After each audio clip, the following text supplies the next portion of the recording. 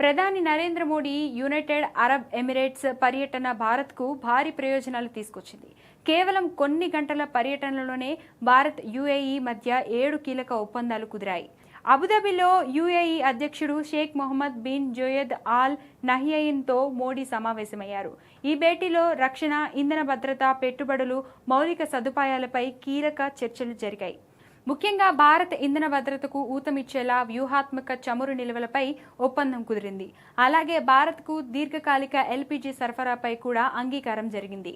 రక్షణ రంగంలో కూడా భారత్ యుఏఈ మధ్య స్ట్రాటజిక్ డిఫెన్స్ పార్ట్నర్షిప్ ఒప్పందం కుదిరింది. సముద్ర భద్రత, సైబర్ సెక్యూరిటీ, ఆధునిక సాంకేతిక రంగాల్లో కలిసి పనిచేయాలని రెండు దేశాలు నిర్ణయించాయి. ఇక భారత్లో మౌలిక సదుపాయాల అభివృద్ధికి యుఏఈ నుంచి $5 బిలియన్ పెట్టుబడులు ప్రకటించడం మరో ముఖ్య అంశంగా మారింది. గుజరాత్లో షిప్ రిపేర్ క్లస్టర్ ఏర్పాటు, ఆర్టిఫిషియల్ ఇంటెలిజెన్సీ, టెక్నాలజీ రంగాల్లో సహకారం పెంచేందుకు కూడా చర్చలు జరిగాయి. మధ్యప్రాచ్యంలో ఉద్రిక్తత పరిస్థితులు కొనసాగుతున్న సమయంలో మోడీ యుఏఈ పర్యటనకు అంతర్జాతీయంగా కూడా ప్రాధాన్యం ఏర్పడింది. భారత్ ఇంధన అవసరాలు, వ్యూహాత్మక ప్రయోజనాల దృష్ట్యా ఈ ఒప్పందాలు కీలకంగా మారనున్నాయి.